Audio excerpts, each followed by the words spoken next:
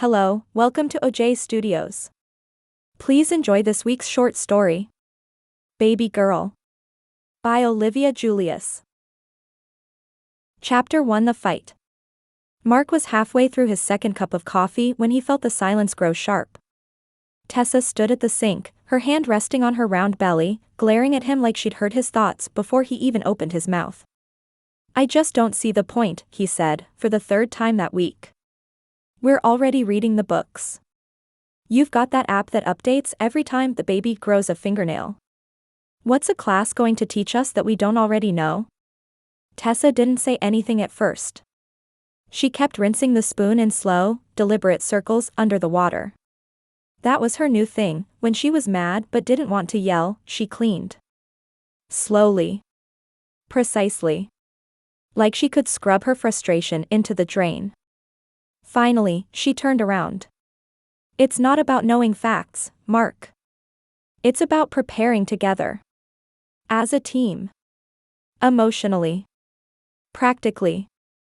As in, what are you going to do when the baby's been crying for 3 hours and you haven't slept and you don't know what she wants?"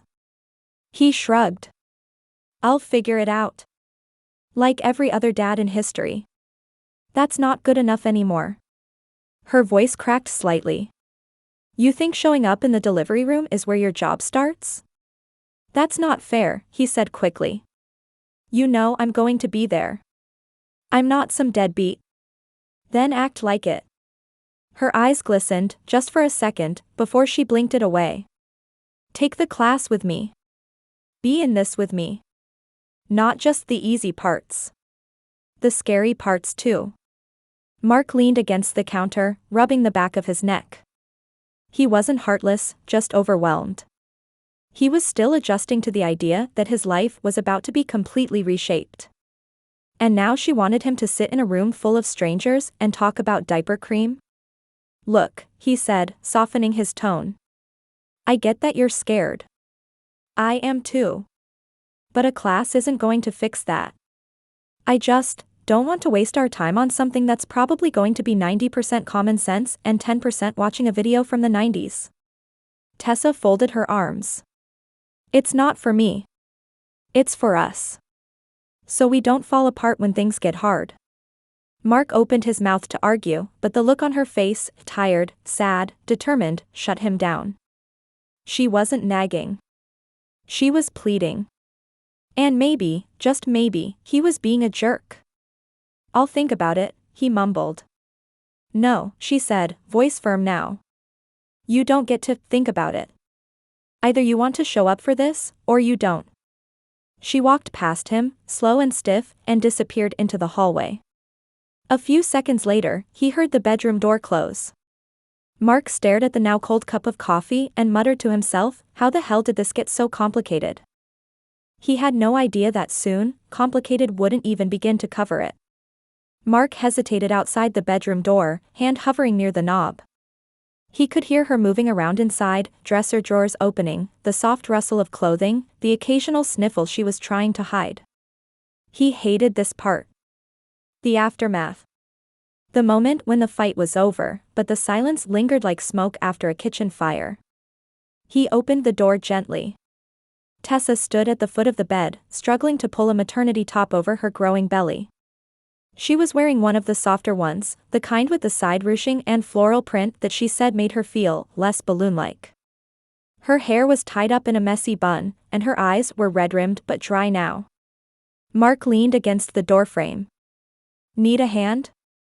"I've got it," she said, not looking at him. He watched her for a moment. The second trimester was supposed to be the easy part, everyone said so. Less nausea, more energy. But for Tessa, it had been harder in ways no book or app had warned them about. The backaches were near constant. Sleep came in broken, restless bursts. And her emotions, usually held in a tight, graceful grip, had unraveled into something raw and unpredictable. She'd cried over baby socks last week. Then over a TV commercial about paper towels. And last night, she got misty-eyed when Mark said he'd go pick up her favorite takeout without being asked. "It's just," she'd said, voice trembling, "you remembered the kind with the sesame glaze." Now, watching her adjust the hem of her shirt over her bump, he saw more than frustration, he saw fatigue. Deep, physical, emotional exhaustion. And guilt twisted in his stomach. "I'm sorry," he said. She finally looked up. "For what?" "For not getting it. For making it sound like your fears don't matter. You're doing everything right and I'm just here, winging it." Her expression softened a little. "I don't want to do this alone, Mark." "You're not alone," he said, stepping closer. "Even if I act like a stubborn idiot sometimes." She sighed, a small, tired laugh escaping. "Only sometimes?" He smiled. "I can give you a list if you want." Alphabetized. Tessa dropped her hands to her sides. "I just want to know that you're really with me in this. Not just watching it happen. That you're part of the whole thing, messy, scary, ridiculous as it is." Mark nodded. He placed a hand on her belly, feeling the slight ripple of movement beneath. "I am. I promise." Her eyes shimmered again, but this time with something gentler. "Then take the class with me." "I will," he said. "Let's sign up." They stood there for a moment in the quiet, her head resting against his chest, his hand warm on the curve of her stomach. The tension didn't vanish completely, but it loosened. Enough to breathe again. What Mark didn't know, what he couldn't know, was that the class Tessa had already signed them up for was far from normal. And in just a few days, his commitment to being there was about to be tested in a way he never could have imagined. Chapter 2 Welcome to Baby Prep Plus. Tessa clutched the tablet in her lap as their rideshare glided silently along the elevated expressway. The electric hum of the vehicle was oddly soothing, more soothing, at least, than the growing knot in her stomach. Beside her, Mark stared blankly out the window, tapping his fingers on his thigh. He hadn't said much since they left the apartment. A few polite words, a nod here and there, but his mood was distant. Guarded. She could tell he was already preparing for disappointment, expecting some dull slideshow or an overzealous instructor in a baby-patterned blouse. He had no idea what was coming. "Does it even have a name?" he asked finally. She said, glancing over. "Baby Prep Plus. It's a pilot program. High-end, fully immersive." "That sounds like a VR game." "Not a class." Tessa just smiled faintly and went back to reviewing the itinerary. The tablet displayed a sleek, modern interface, hourly breakdowns, parent-pair exercises, psychological bonding metrics, and optional modules on everything from sleep training to emergency AI-assisted diapering. She hadn't told him everything. Not yet. But he needed this. They needed this. When the car pulled up to the Baby Prep Plus Center, Mark raised an eyebrow. The building looked more like a tech startup than a maternity clinic, curved glass walls, lush rooftop gardens, and a gleaming sign lit in soft baby blue. Inside, it smelled faintly of lavender and clean circuits. The receptionist, a tall woman with platinum hair and a soft Scandinavian accent, greeted them with a warm smile and a clipboard that synced directly to Tessa's tablet. "Welcome to Baby Prep Plus, Ms. Chambers. And you must be Mr. Chambers, so glad you're participating." "That's very rare." Mark frowned. "Rare?" "Oh yes," the woman said breezily. "Most partners opt for the observer track. Very few commit to full engagement. It's quite brave, really." Tessa shot him a quick smile as he blinked. "Full engagement, huh? What does that mean?" "You'll see," she said gently, and they were ushered through the biometric scanner and into the atrium. The facility was impressive. A robotic nanny unit glided past them, its chrome arms holding a lifelike training infant that cooed when it sensed movement. Mark muttered something about creepy baby dolls, but Tessa nudged him to keep walking. In one of the practice rooms, a couple was seated on a couch while a holographic pediatrician guided them through bottle feeding techniques. In another, a man sat inside a nursery pod, bouncing a baby simulator on his knee as data streamed across the glass wall beside him, heartbeat analysis, emotional sync percentage, oxytocin bonding markers. Okay, this is way beyond what I was expecting, Mark murmured, turning in a slow circle. Tessa touched his arm. Good beyond or dystopian beyond? I haven't decided yet. They were led to a cozy, softly lit room filled with interactive cushions and VR cribs. A digital whiteboard flickered to life, and a soothing voice filled the air. Welcome, parents. Today, you begin the most transformative journey of your lives. Here, we don't just teach you how to care for a child. We help you become the parents you were meant to be. Mark leaned closer to her and whispered, "That sounds ominous." Tessa gave his hand a squeeze. Relax. Just follow the program. Trust me. He didn't answer, but the way his shoulders tensed told her everything. He wasn't just uncomfortable, he was uneasy in a way he couldn't quite name. She turned back to the screen, hiding her smile. He'd agreed to be here. That was the first step. The second step? Well, that was coming. The instructor's voice droned on gently about bonding modules and empathy thresholds, but Tessa barely heard it. She was too busy watching Mark squirm in his seat. He kept shifting, pretending to get comfortable. His brow creased every time one of the robotic aids passed by with its unsettlingly lifelike practice infant. And when the digital whiteboard lit up with the phrase, Parental Role Reversal Readiness Index, he let out a small, involuntary grunt of suspicion. Tessa suppressed a smile. He was trying so hard to be polite. She, on the other hand, was loving this. The soft lighting, the sleek technology, the careful attention to emotional nuance, it was everything she didn't know she needed until she stepped through the doors.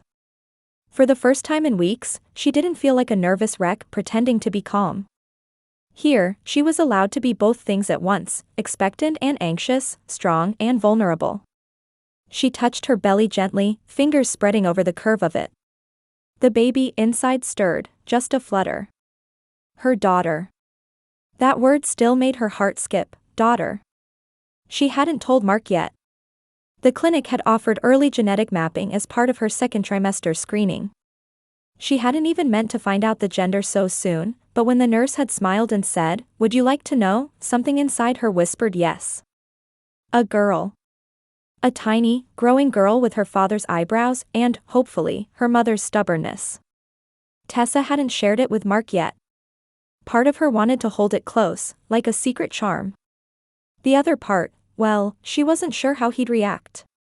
He'd never said he wanted a boy, not directly, but he'd always joked about teaching the kid to throw a football and having a little buddy. Would he be disappointed? Would he even know how to connect? She glanced at him again.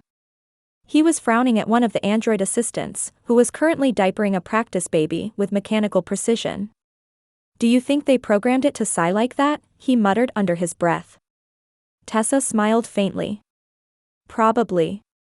Helps the dads feel seen. Mark snorted, but it softened his expression. She leaned back on the cushion, exhaling slowly. The baby fluttered again, stronger this time. Tessa closed her eyes and imagined tiny hands, wispy lashes, the warmth of a cheek against her chest. It didn't scare her anymore. Not like it used to. The thought of being a mother, of being this baby's mother, had started to settle inside her like a foundation setting deep into the earth. Steady. Solid. Real. Mark would catch up. He always did, eventually. And if this place could help him get there faster, if it could shake loose whatever fears he still clung to, then maybe it was worth the strange lights and chrome cribs and eerily cooing robo-nannies. She placed both hands on her belly and smiled to herself. You're going to have the best dad, she thought. Even if he has to be dragged there one step at a time. The instructor's voice called out, "Okay, couples, please move to your assigned prep pods. Individual modules will begin shortly." Tessa stood with a soft grunt, smoothing her top. Ready?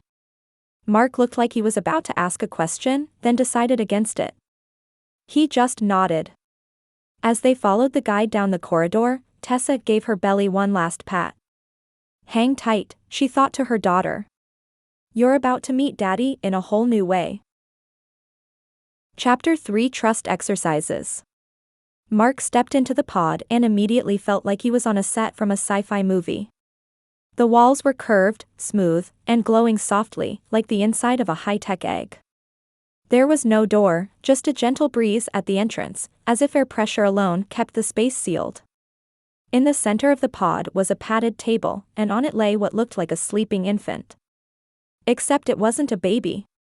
Not a real one, anyway.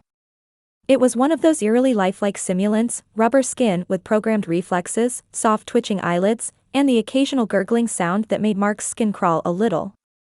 A small screen on the wall pulsed gently with the words, "Diapering exercise, team task mode." "Okay," Tessa said, already reaching for the wipes. "You open the tabs and lift her legs. I'll slide the new one underneath." "I know how diapers work," Mark said, his tone sharper than intended. Tessa paused, looking at him. "Then let's see it." He stepped forward and fumbled with the tabs. The baby made a whining sound, fake, but still annoying. He pulled one tab too hard, and the whole thing ripped. Tessa sighed. "You have to be gentler. Think about how soft their skin is." "It's not real skin, Tess. It's silicone and microservos." "That's not the point, Mark. It's about practice."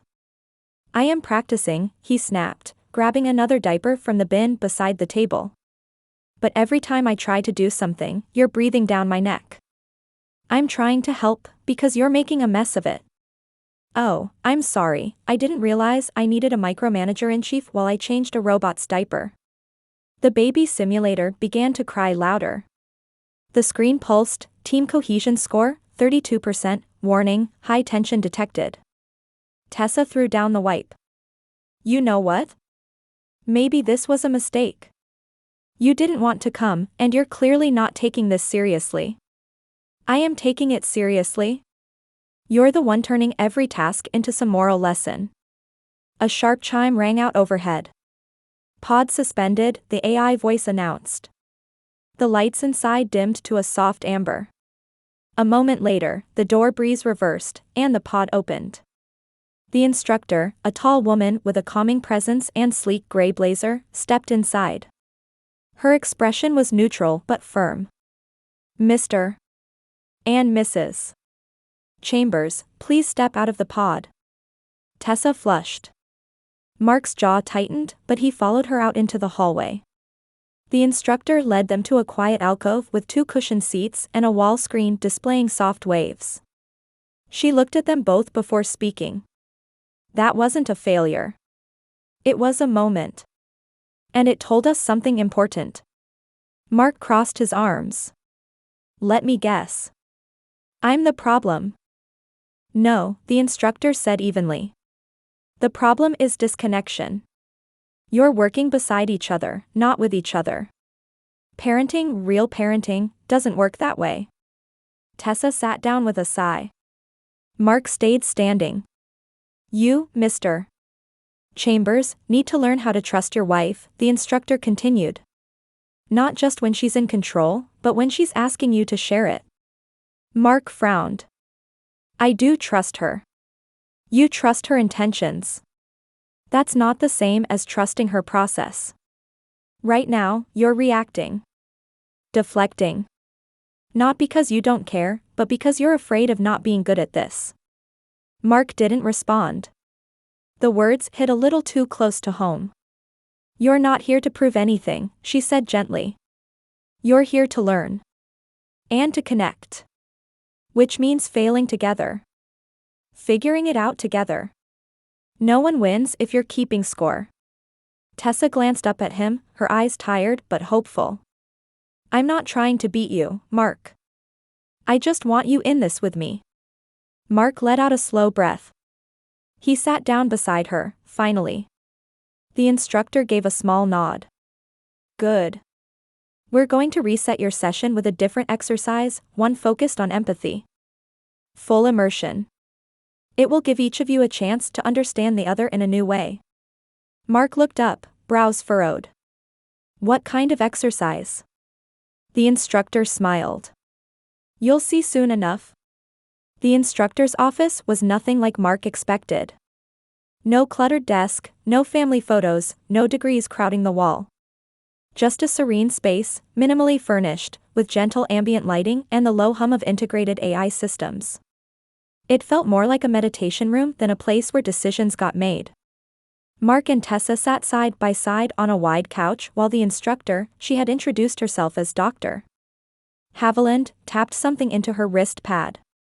A panel in the wall slid open, revealing a sleek monitor that displayed their names alongside a flickering icon, Empathy Reversal Protocol, eligible. Tessa's eyes narrowed slightly. Mark leaned forward. Okay, he said, what's this really about? Dr. Haviland looked at them both. What you're experiencing is normal, deep friction triggered by the stress of impending parenthood. But here at Baby Prep Plus, we offer more than traditional coaching. We offer solutions. Real experiential interventions. Mark raised an eyebrow. Like what? You're going to hypnotize us into being less snarky? Dr. Haviland smiled politely. No hypnosis. Full immersion. A chance to understand infant care from the inside. Quite literally. Tessa went still beside him. Mark felt a chill climb up his neck. I'm sorry, he said, blinking. What? Doctor. Haviland folded her hands. We have a proprietary protocol, fully reversible and strictly time-limited, that allows one partner to undergo temporary regression into an infant state. A simulated transformation that lets you experience the total vulnerability, dependency, and developmental perspective of a newborn. It's designed to deepen empathy, trust, and team-based caregiving. Mark looked from her to Tessa, waiting for her to laugh. She didn't. You're talking about turning me into a baby? For 48 hours, she said calmly. Supervised. Safe. With full biometric monitoring and cognitive safeguards. You'll retain your adult awareness, but your physical state will be that of a roughly 2-month-old infant. Mark leaned back slowly. And? Why me? Doctor. Haviland's expression remained steady. Because Tessa is currently in her second trimester of pregnancy. Subjecting her body to regression, even temporarily, would create unnecessary physiological stress. It could complicate her hormone balance, destabilize uterine conditions, or worse. Tessa shifted slightly, her hand on her belly. Mark's jaw tightened. But you're fine with doing it to me. Doctor. Haviland nodded. You're not carrying a child. And you've already shown psychological resistance to traditional trust-building exercises. This method accelerates growth, yours, and offers her the opportunity to nurture you the way you'll be nurturing your own child soon. He looked at Tessa again. She wasn't smiling. But her gaze was firm. Grounded. She whispered, I didn't know they'd offer this. But maybe it's what we need. Mark rubbed his face with both hands. This is insane. You want me to go full diaper mode so we can fight less over fake diaper changes? Doctor. Haviland leaned forward slightly. No. I want you to feel what it means to depend on someone completely. I want you to experience the trust a baby gives you without question, because that's the trust your child will place in you. And right now, Mark, you don't understand that. Not yet. He didn't speak for a long moment. Then finally, and this works? It works, she said. We wouldn't offer it otherwise. Mark's throat was dry. He turned to Tessa. You want me to do this? She looked at him, not pressuring, not pleading. Just, open. I want us to be ready, she said softly. And I want you to know what this feels like. Even just a little. Mark exhaled slowly, heart thudding. 48 hours? Doctor. Haviland nodded. Exactly. And then everything returns to normal. Except, something told him, nothing would be normal after this. Chapter 4 Trust Fall. Tessa hadn't known what to expect when Mark said yes. Part of her thought he'd storm out. Laugh it off. Say something sarcastic and roll his eyes into next week. But instead, he'd gone quiet. Really quiet. And when he finally looked at her, there was no mockery in his eyes, just unease. Curiosity. Maybe even a little fear. But he nodded. "I'll do it," he said. That was it. No dramatic speech. No clever quip. Just a sentence that changed everything. Now they stood at the threshold of the chamber, a soft-lit room humming with quiet energy. Its smooth walls glowed pale blue, and in the center sat a cushioned platform with a chrome ring of delicate instruments above it, sleek, sterile, humming with dormant power. Mark looked back at her once. She tried to smile. He gave her a faint one in return, the corners of his mouth twitching uncertainly.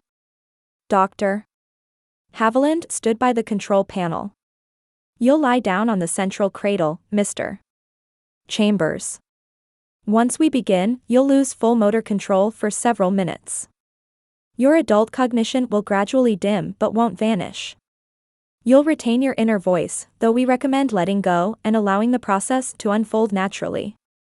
Mark looked like he wanted to ask a dozen more questions, but instead, he just exhaled sharply, climbed onto the cradle, and settled in with a shaky breath.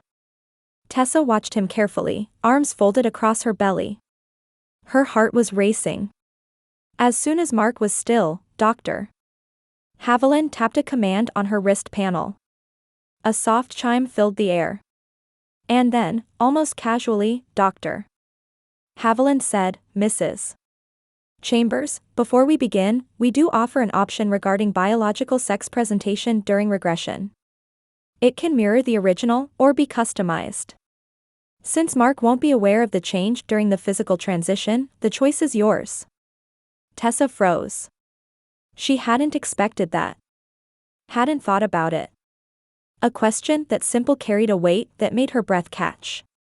She glanced at the pod, at Mark, calm, oblivious, minutes from regression. Still him.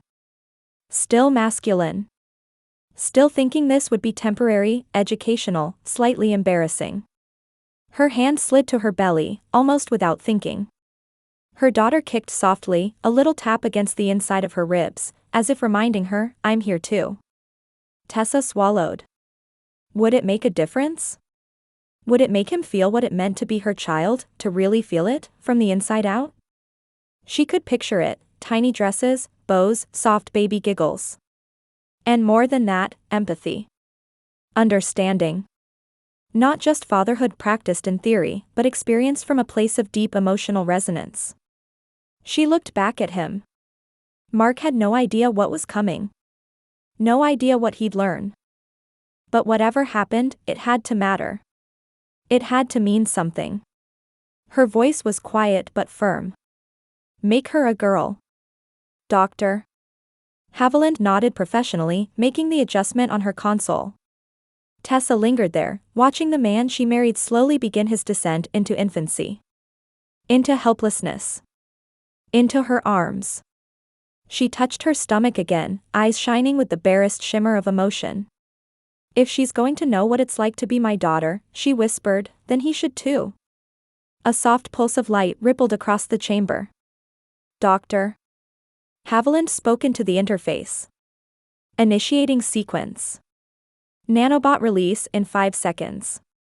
Tessa stepped back, heart thudding. The ring above Mark lit with threads of soft golden light, and a gentle mist of microscopic nanobots descended from its edges. They shimmered like stardust, harmless, beautiful, almost dreamlike. Then the hum deepened. Mark's body began to shift. Slowly at first, his limbs softening, shortening. His jaw relaxing. Fingers curling inward as his torso shrank beneath the suit he still wore. Tessa covered her mouth, eyes wide. Within moments, her husband was gone. In his place, lying on a pale blanket, was a small baby girl. She was pink-cheeked and delicate, with a tuft of brown hair and tiny curled fists. A soft gurgle escaped her lips, followed by a sleepy blink from unfamiliar eyes. Tessa felt something break open inside her. Not fear. Not guilt. Just awe. Doctor. Haviland turned to her. She'll wake in a few minutes. Cognitive tracking indicates she is already acclimating. Tessa stepped closer and stared at the baby on the cradle. Her husband. Her daughter. For the next 2 days, somehow, both. And as she reached out and gently ran a finger along the baby's impossibly soft cheek, all she could think was, "Welcome to the world, Maddie." Tessa cradled the tiny body gently in her arms, the warmth of the blanket still clinging to the baby's skin. She felt the weight of her, not heavy, but dense, meaningful. A presence, not just a form. Doctor. Haviland gave her a nod and gestured toward a quiet hallway. Pod 12 is yours. No interruptions, no observations unless you request support. You'll have privacy. Thank you, Tessa murmured, barely able to tear her eyes away from the infant in her arms. Maddie, no, Mark was still asleep. Her eyelids fluttered softly, lips pursed in a slight suckling motion as if dreaming of something warm and far away. A baby's sigh escaped her, innocent and unburdened. The pod was dimly lit, soundproof, and completely still. A plush recliner waited near a soft cradle, and gentle white noise hummed low in the background like distant waves on sand. Tessa sat slowly in the recliner, adjusting the blanket as she settled the baby against her chest. Her fingers brushed through the fine brown hair, noting the softness, the surprising warmth of her skin. It was real. She was real. Tessa had no words for the strange swirl of emotions bubbling inside her: wonder, fear, protectiveness, even guilt. She hadn't known if she'd actually go through with the request to change Mark's gender during the regression. But in the moment, it had felt right. Natural. She needed this. He needed this, even if he didn't know it yet. Still, she couldn't help but imagine what he'd say when he woke up and realized he was not just an infant, but a girl. Would he be shocked? Embarrassed? Angry? Or, maybe, he'd finally understand what it meant to let go of control. To be small. To trust. She adjusted the blanket again, watching the tiny chest rise and fall with slow, peaceful breaths. "You're still in there," she whispered.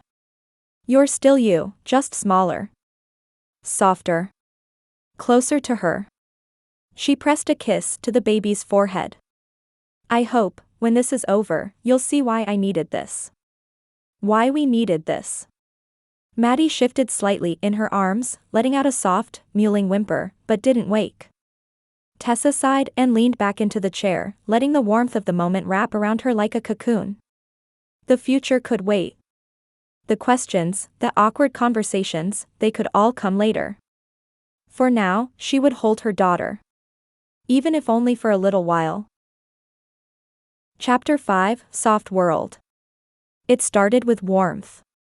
Not the kind of warmth you get from sunlight or a hot shower. This was deeper. All-encompassing. Like he was swaddled in the center of something impossibly soft and safe.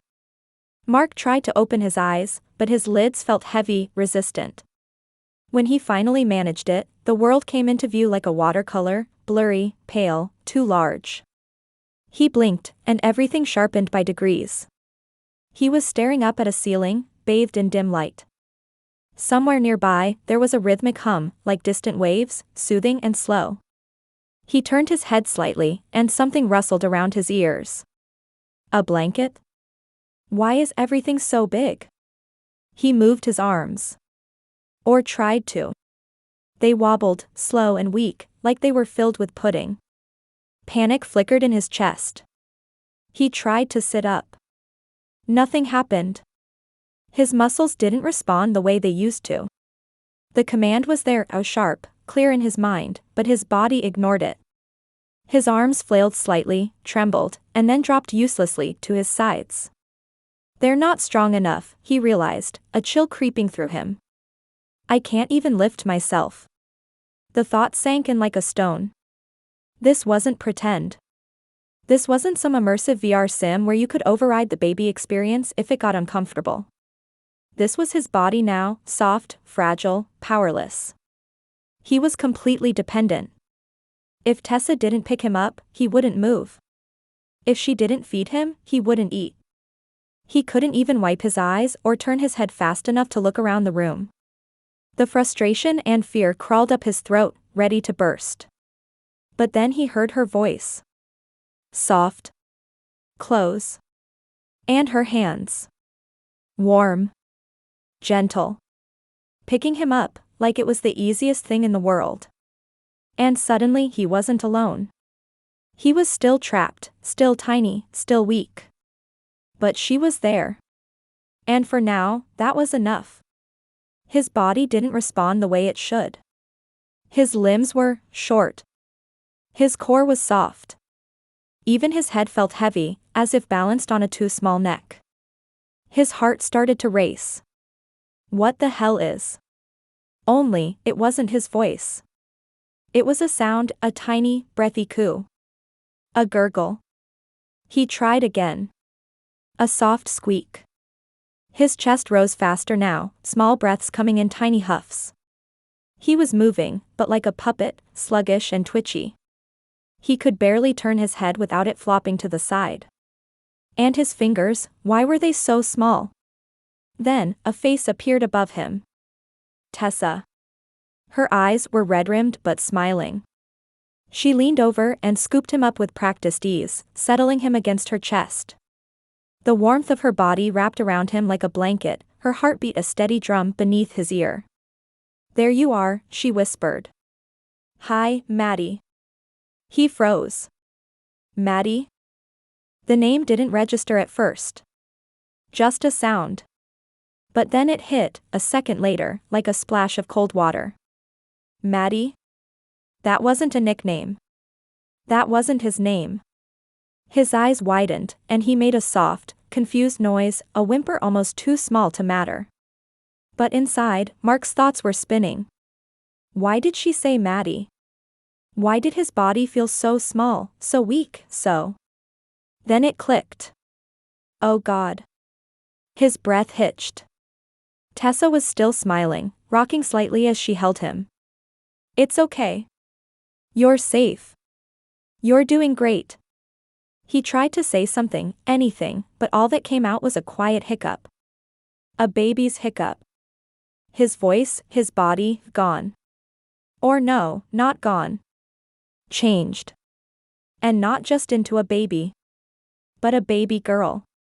The realization hit him again, heavier this time. It wasn't just the soft onesies or the pastel colors or the impossibly high pitch of his own cries.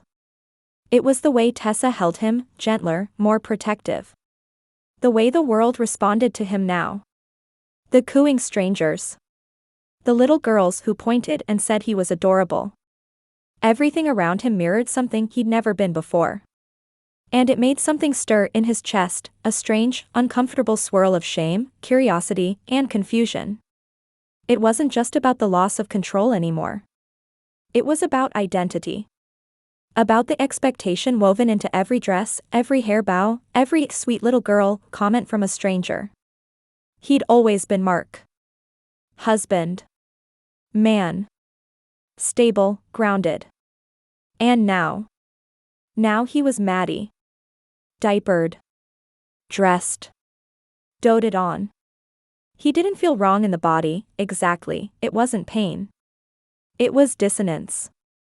As if the world had suddenly changed lenses, and he had to see himself through someone else's expectations. Tessa's expectations, maybe. Or worse, the mirror image of what their daughter might be. Was this what she wanted him to learn? He didn't have words for it, but the emotions were vivid. Unfiltered. Raw. Just like the world of a baby, too much input, no way to process it. And through it all, one thought echoed in his tiny, helpless body. This isn't just a lesson. It's an experience I'll never unfeel. Mark's stomach fluttered, though maybe that was just the formula they'd given him, or whatever synthetic milk he assumed was in his system. His arms squirmed uselessly, and Tessa just shushed gently, rubbing his back in soft circles. She had done this. She had agreed to this. She had called him Maddie. He felt his body betray him with a yawn, wide and helpless. His eyelids drooped again, already slipping into another nap. But before sleep took him, one final thought swirled in the fog of his tiny, overwhelmed mind. She knew. Tessa adjusted Maddie in her arms, heart thudding softly beneath the weight of everything she now carried, her baby, her husband, her secret. The door to the pod whispered open. "Doctor." Haviland stepped in, glancing at the swaddled infant in Tessa's arms. Her face softened, just a little. "She's transitioned well," the doctor said. "Vitals are stable. Cognitive calibration suggests she is fully aware, just adjusting." Tessa nodded, her gaze fixed on the tiny face pressed against her collarbone. Maddie stirred but didn't cry. Just let out a small huff, like a baby trying to sigh. "Would you like a private suite during the regression period, doctor?" Haviland asked gently. "We've set aside accommodations for immersive caregivers. Fully furnished. You'll be more comfortable there than in a pod." Tessa blinked, surprised. "That would be, yes. Thank you." The doctor gestured, and a soft chime sounded.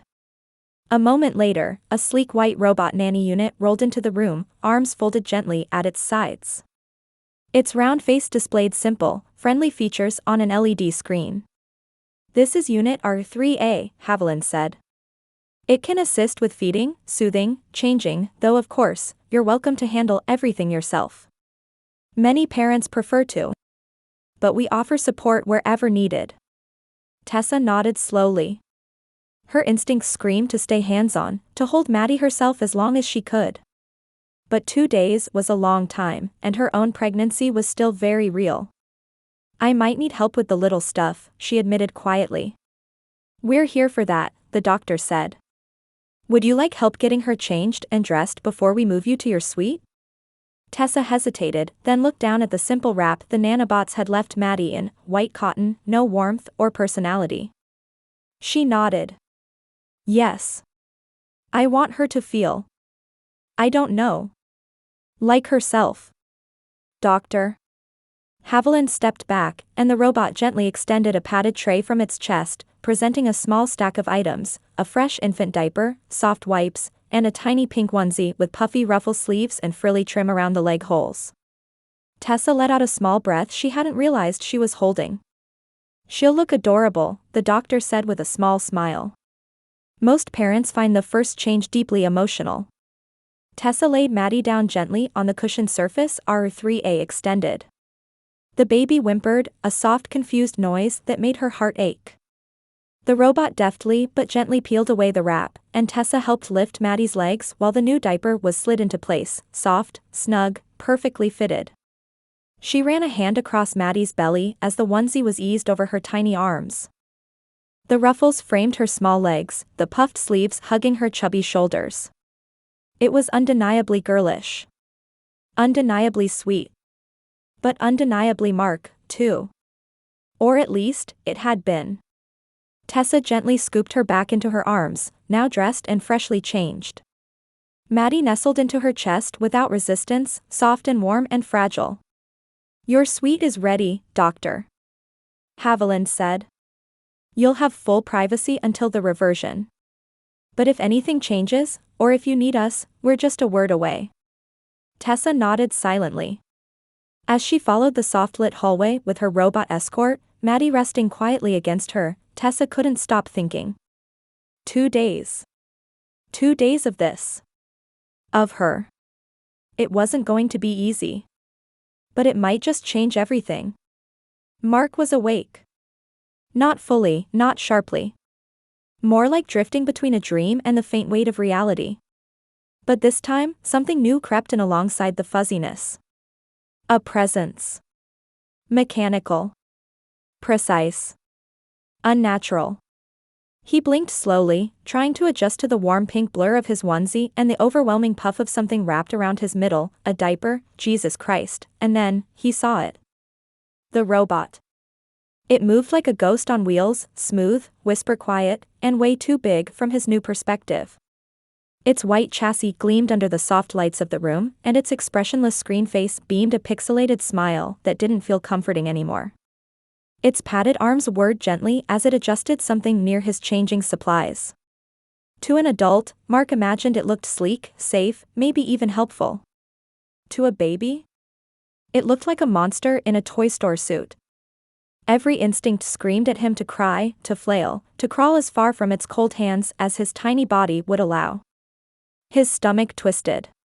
He gave a soft hiccup, then a pitiful whimper. No one seemed to notice, or worse, maybe they did, and didn't care. Somewhere, faint and distorted in his memory, a conversation replayed. "We could just use a bot for the first few months," he had said, arms crossed on the couch. "They're certified. Pediatric approved. Probably better at swaddling than either of us." Tessa's voice had been careful then. "That's not the point, Mark. It's not about efficiency." "Sure it is," he'd argued. "We're going to be exhausted. You'll be healing. I'll be working. A nanny bot could be a lifesaver. Come on, even the doctors say it's a good idea." He'd believed it. He'd meant it.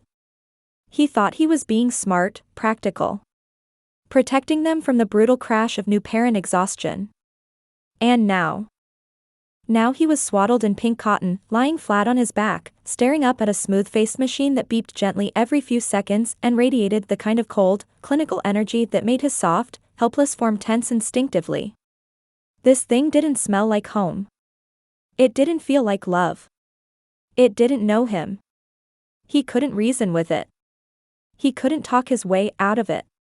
He couldn't even flinch properly without his limbs flailing like a wind-up toy. It came closer. Mark let out a low, fearful whine. He had never felt so small. The suite was more luxurious than she expected, warm lighting, plush carpets, and soft, cream-colored walls that gave the space a dreamlike stillness. A bassinet, a padded nursing chair, and a sleek white crib stood in the corner near a wide window that overlooked a calming simulated garden. Tessa wheeled the stroller in slowly, careful not to jostle Maddie too much.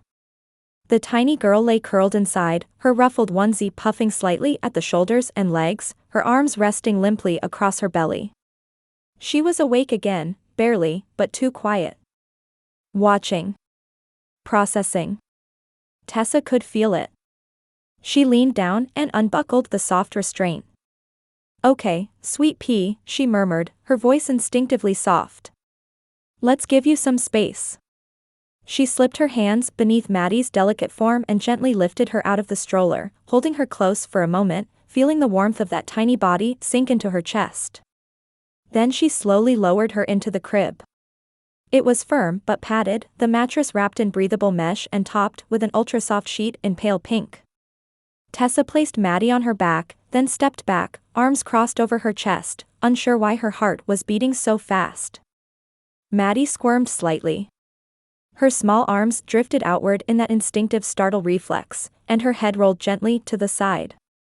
Then, slowly as straining, she tried to lift it. The movement was awkward and clumsy. Her head wobbled, barely an inch off the mattress, before it dropped back down again with a soft thump. But her eyes, those impossibly familiar eyes, flicked toward Tessa. Struggling. Trying. Tessa. The name wasn't said, but she felt it. As if it echoed silently through the soft air. Her heart twisted. She knelt beside the crib and rested her hand near Maddie's.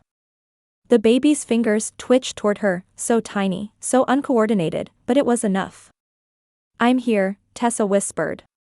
"You don't have to say anything." "I know." The robot had been efficient, sure, but Tessa saw the difference in Maddie's whole body the moment she was free from it. There was tension in those tiny muscles. Fear. It wasn't the cold chrome arms Maddie wanted. It was her. 2 days, Tessa said softly. "You're going to hate me when this is over." She paused, then smiled faintly. "Or maybe you'll thank me." Maddie blinked slowly, her little mouth parting in a soundless breath. And Tessa, watching her husband-turned-daughter struggle to hold up her own head just to see her face, felt something inside her shift forever. Chapter 6 Awareness. Mark was finally starting to piece things together. Or, at least, he thought he was. Everything still felt foggy, like he was underwater, only able to think in flashes and fragments. His body refused to obey him, and even the simplest actions, turning his head, batting a hand, took more energy than they should. But his mind. Still there. Still him. Still screaming. He was lying in the crib, warm and slightly damp in his onesie and diaper, when Tessa walked in. She looked relaxed, more than she had in weeks, and changed into something casual but stylish. Her makeup was light but elegant, her hair tied up in a neat, no-nonsense ponytail. Mark squinted up at her, confused. She leaned over the crib and smiled. "I'm heading out for a few hours." "What?" He let out a soft, involuntary squeak, his heart skipping. That didn't sound right. "Just dinner with the girls," she said, brushing a finger down his cheek like it was nothing. "They've been trying to get me to come out for weeks. I told them I could finally make it." She was leaving? Mark's mouth opened again, trying to protest, but all he could manage was a weak gurgle. "Oh, don't give me that face," she cooed. "You'll be fine. RA3A is programmed to do everything: feeding, soothing, changing. You probably won't even notice I'm gone."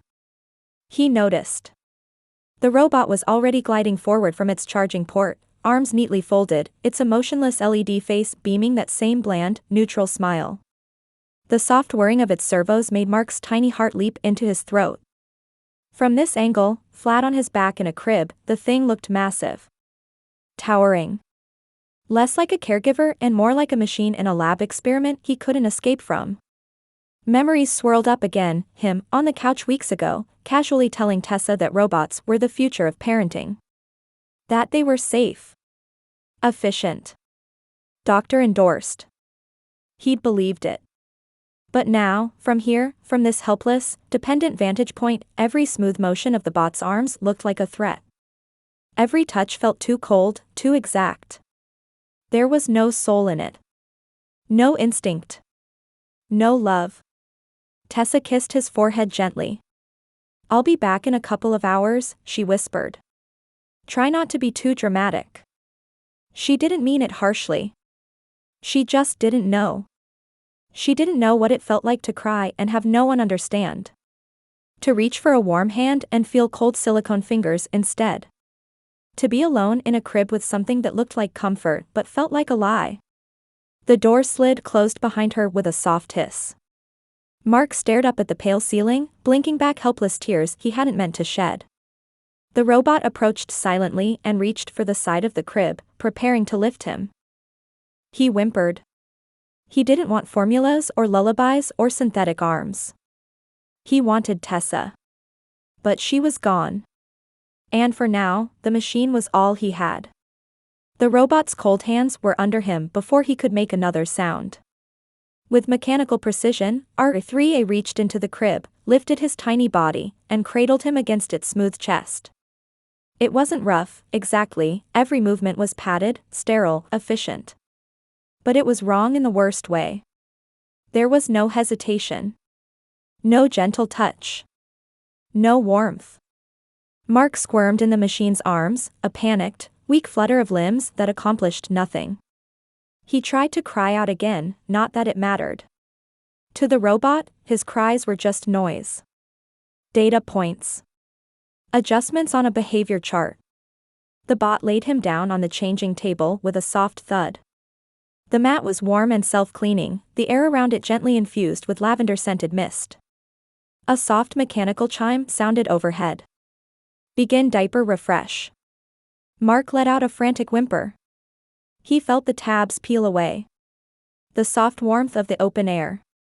The impersonal wipes, cool and slightly damp, brushed over his skin with perfect, robotic rhythm. Tears stung his eyes, not from pain, but from something worse. Humiliation. The helpless, stripped-down feeling of having no dignity left. The utter betrayal of his own body, reduced to soft skin, pudgy thighs, and the whimpering of someone who couldn't even lift his own head. The robot hummed faintly, almost musically, as it worked. Diaper refresh complete. Then came the next horror, a change of clothes. A new outfit, freshly unwrapped from sterilized packaging, was unfolded with mechanical precision. A soft, baby pink onesie, pajama style, with puffy sleeves and delicate ruffles at the neck, wrists, and along the leg holes. Decorative satin bows sat at the ankles. He didn't even try to resist. Tiny arms were threaded through frilly sleeves. His legs were gently maneuvered through the leg holes. The onesie was zipped up with a gentle ZZZT, and just like that, it was done. He was dressed. Pink. Puffy. Pretty. And utterly powerless. He cried. It wasn't loud, his tiny lungs wouldn't allow that. It came out as a soft, pitiful sob, broken into tiny hiccups. His face turned red, his little fists flailing in the air, desperate for comfort that the robot couldn't give. But the robot only beeped softly and placed him back into the crib. Infant distress detected. Engaging lullaby mode. A soft melody began to play from its chest speaker, a gentle, artificial lullaby, too perfect to be real. The bot rocked the crib in slow, even motions, as if that alone could fix what was wrong. But Mark didn't want a lullaby. He wanted her. He wanted Tessa. And as he lay there, dressed like a doll and crying into the lavender-scented night, one thought pulsed over and over again in his fuzzy, exhausted mind. Please come back. The bar was upscale, cozy, and just trendy enough to feel like an escape. Blue lighting pulsed under the edge of the bar, and sleek, curved booths offered a sense of intimacy without isolation. A low hum of music played, just enough rhythm to keep the air alive without drowning conversation. Tessa sipped her second glass of synthetic amber, pregnancy safe, the menu insisted, brewed with zero alcohol fermentation and a hit of prenatal vitamins that left a strangely sweet aftertaste. It wasn't bad. It just wasn't real. Kind of like tonight. Her friends laughed around her, clinking glasses and tossing casual banter across the table. Laura was already halfway through a story about an accidental nude Zoom call, Jasmine was teasing her fiancé by text, and Avery, ever the cynic, was already planning how to fake contractions to get out of her sister's wedding. Tessa smiled, even laughed, but her hand kept drifting to her belly. It wasn't just the usual protective touch. It was guilt. And worry. She pictured the crib. Pictured Maddie. Not the idea of her daughter, her actual daughter, still tucked away inside her womb, but the one upstairs right now. The borrowed version. The temporary, vulnerable, soft little version of her husband, dressed in ruffles. Tessa tried not to imagine her crying. She tried not to imagine the robot's smooth hands handling a diaper change, or those LED eyes blinking in calculated patterns as it rocked Maddie's crib. She should be there. You gave yourself this, she told herself. You needed a break. You earned a night. Across the table, Avery raised her drink. Okay, but seriously, Tessa, how did you get Mark to agree to that whole regression thing? My husband wouldn't even watch a baby simulation video with me, let alone let himself be turned into one. Jasmine leaned in, grinning. Yeah. Spill. You hypnotize him? Slip something in his vitamin gummies? Tessa gave a small laugh. Honestly?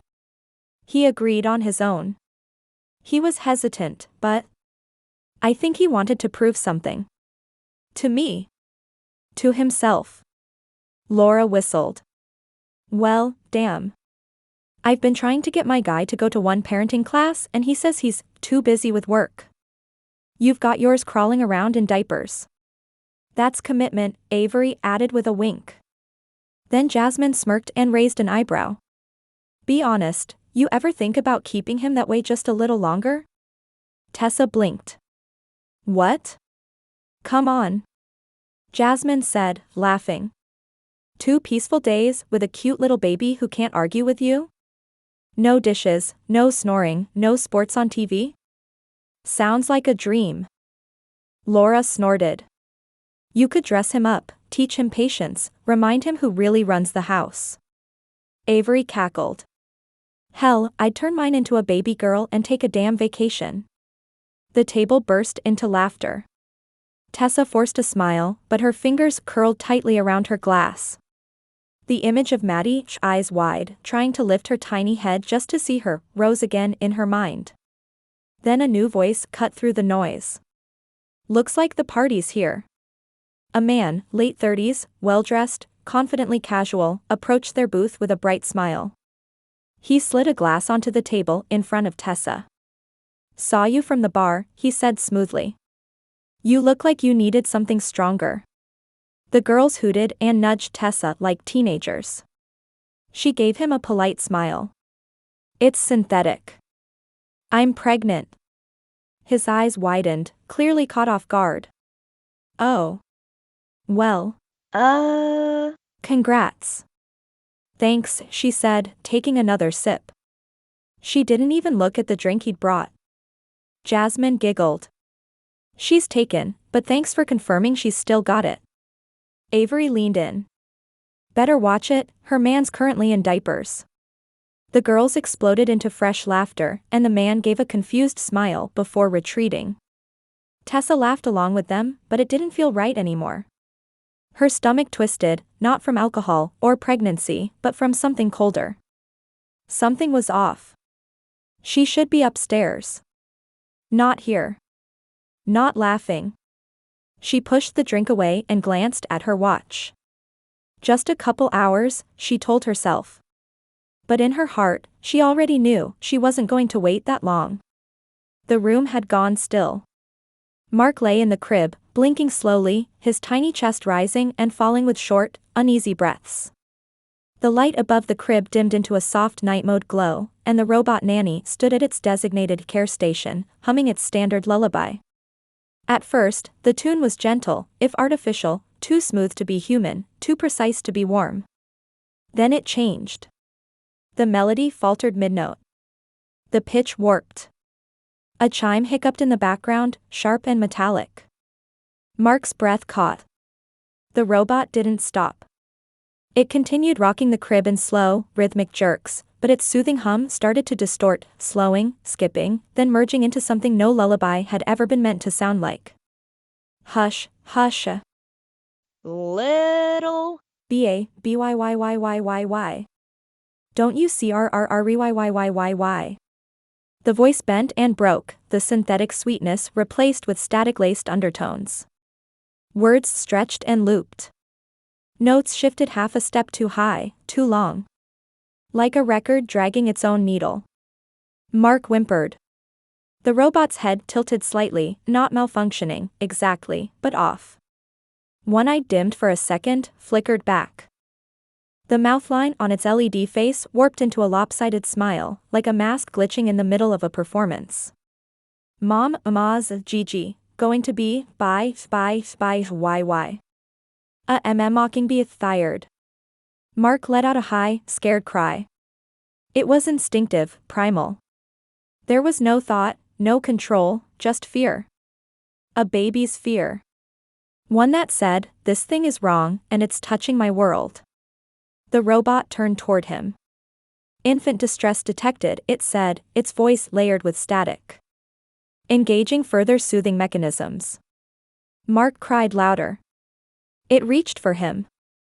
He flailed, tiny fists batting uselessly at the air as his limbs trembled, his face flushed. The ruffles on his pink pajamas shook with every twitch, his legs kicking wildly. The lullaby began again. "Duo in TTTTUCRRRYYYYYYY my." Sweet. The sound buzzed. It glitched. It screeched, just for a moment, before rebooting to calm again. But the damage was done. Mark couldn't understand everything. But he knew what fear was. And he knew this wasn't safe. This wasn't comfort. This wasn't what a baby needed. This wasn't her. So he cried. Loud, broken sobs, screams, even ripped from his tiny throat, his chest heaving, his entire body racked with fear and panic he couldn't name but couldn't escape.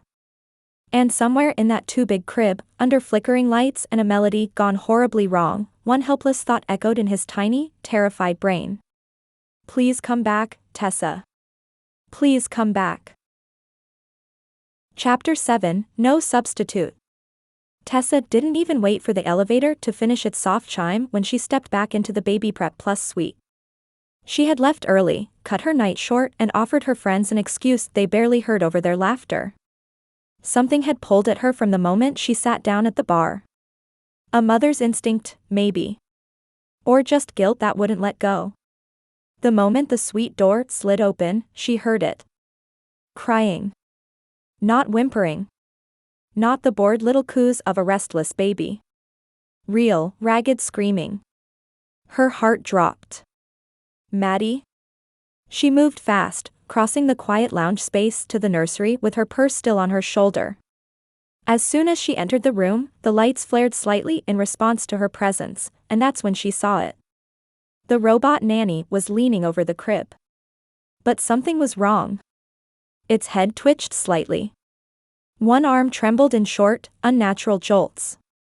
The lullaby pouring from its chest speaker was fractured, looping mid-verse, the words garbled into a metallic mess of sound that barely resembled music. Don't you crrryy, my sweet Bayard. Maddie, tiny, pink, and shivering in her frilly pajamas, was screaming. Her little hands were clenched into fists. Her face was red, eyes squeezed shut, breath catching between sobs like she couldn't cry fast enough to match her terror. Tessa's blood ran cold. She rushed forward. R3A, disengage protocol. Power down. The robot twitched, hesitated. Now. The unit beeped twice, then finally stilled. Its arms folded neatly against its body, head lowering slightly, face going dark. The lullaby stopped mid-note, leaving only the raw sound of Maddie's sobs to fill the room. Tessa scooped her up from the crib in a heartbeat. Maddie clung instinctively, tiny fingers grabbing at her blouse, her face pressing hard into Tessa's chest, hiccuping, sobbing. The warmth of her body trembled in Tessa's arms. I'm here, Tessa whispered over and over, holding her close, rocking gently. I'm so sorry, baby. Mommy's here. I've got you. The crying didn't stop, not right away, but it shifted. From terror to grief. From panic to seeking comfort. Maddie buried her face against Tessa's neck and let it all out. Tessa stroked her hair, eyes wet now too. I shouldn't have left you, she whispered. I knew you didn't like that thing. I should have listened. She sat down in the rocking chair, holding Maddie close, breathing her in lavender and fear and the faintest scent of baby powder. No machine could replace this. No robot could understand this. This wasn't data. It was love. And she wasn't leaving again. The fear didn't vanish all at once. Even with the robot powered down and the awful, broken lullaby silenced, Mark's tiny body still trembled with the memory of it. The glitching song echoed faintly in his mind, sharp and out of tune, like someone twisting a childhood memory into something cruel. But then, came a new sound. Soft. Human. Familiar. Her. Tessa's voice wasn't perfect. She sang gently, more like humming with purpose. No rhythm, no grand performance. Just a melody shaped by love. Go to sleep, close your eyes, little one. Mark's chest stopped hitching. The ache in his throat dulled. The frantic rhythm in his heart slowed. The world, so loud, so cold a minute ago, suddenly wrapped itself in warmth again. Real warmth. Not programmed, not artificial. Not data. Her voice. His eyelids fluttered, heavy and puffy with tears, and he looked up. She was there. Tessa. Tears shimmered on her cheeks, but her eyes were soft, glowing in the quiet light of the room. Her arms cradled him like he was the most fragile thing in the world. She looked down, still singing, and smiled as their eyes met. And in that moment, Mark felt something he hadn't expected, something overwhelming. Love. Not the kind he had spoken so easily before. Not flowers or romantic dinners or whispered promises. This was deeper. Something raw. Ancient. Larger than his tiny body could even hold. He loved her. Not because she was his wife. but because right now, she was his everything. His protector. His warmth. His world. And she had come back for him. The fear dissolved, like sugar melting on his tongue. His arms wobbled slightly, trying to reach her. He couldn't say anything, no voice, no words, but his eyes said what he couldn't. Thank you. I love you. Please don't ever leave me again. Tessa brushed a kiss across his forehead. I've got you, she whispered. I've got you, Maddie. He didn't even flinch at the name. He just let the sound of her singing carry him away, slowly, gently, into sleep. The nursery lights had dimmed to a warm amber glow. Maddie was asleep in the cradle beside the bed, her breath soft and steady, her little fists curled near her face. She'd finally stopped crying hours ago, but the sound of it still echoed in Tessa's chest like a bell she couldn't unring. Tessa stood by the mirror in the corner of the suite, unzipping her maternity dress with slow, tired hands. The fabric peeled away, soft and familiar, and pooled at her feet. She stepped out of it, reached for her jewelry case, and removed the pearl earrings she'd worn for the night out. One at a time. Click. Click. Each little motion was a kind of ritual, marking the distance between the world she had just left and the one she now stepped back into. She slipped into a soft nightgown, then sat on the edge of the bed, brushing a hand across her belly. The baby inside fluttered, gentle but firm. Her baby. But, wasn't she also right there, breathing quietly in the cradle next to her? Maddie stirred slightly, her pink ruffled pajamas shifting under the blanket. Her hair, fine and warm, curled against her forehead. Tessa's breath caught. The words from earlier floated back, half a joke, tossed across the bar like a napkin ring. You ever think about keeping him that way a little longer? She had laughed. But now? She stared at the tiny form curled beside her, impossibly small, utterly dependent. This little girl wasn't just a lesson. She had felt like her daughter. Like someone real. Someone hers. Mark had never looked at her the way Maddie had, wide-eyed, searching, clinging with absolute trust. That kind of connection couldn't be faked. It couldn't be programmed. And it had changed something in her. Tessa brushed a tear from her cheek before it could fall. I would never hurt you, she whispered to the sleeping baby. But what if this is helping you more than you know? Could she ask for more time? Would it even be wrong? He'd agreed to 48 hours. But, what if it was 72?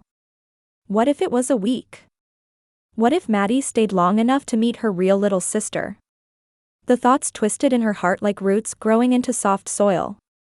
She looked at Maddie, Mark, and knew, deep down, she couldn't answer that question tonight. So instead, she reached over, adjusted the baby's blanket, and kissed her tiny forehead. I love you, she whispered. No matter what shape you're in. Then Tessa turned out the light, lay down beside the cradle, and let the question hang quietly in the dark. What if she stayed just a little longer? Chapter 8 Morning. Mark woke to a strange warmth. Not the comforting kind. Not the gentle, swaddled feeling he'd begun to associate with Tessa's arms or the soft cradle mattress. This warmth was wrong.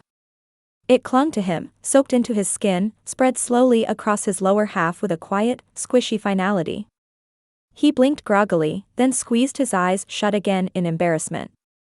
He had peed. No warning. No control. Just done. He lay still, his tiny legs splayed slightly apart, the pink ruffled onesie now damp and clinging awkwardly to his thighs. The squish of the diaper underneath was enough to make him squirm, uncomfortable, wet, and acutely aware that there was absolutely nothing he could do about it. This wasn't like waking up with a full bladder. This was waking up in his own mess. A baby's mess. His breath quickened.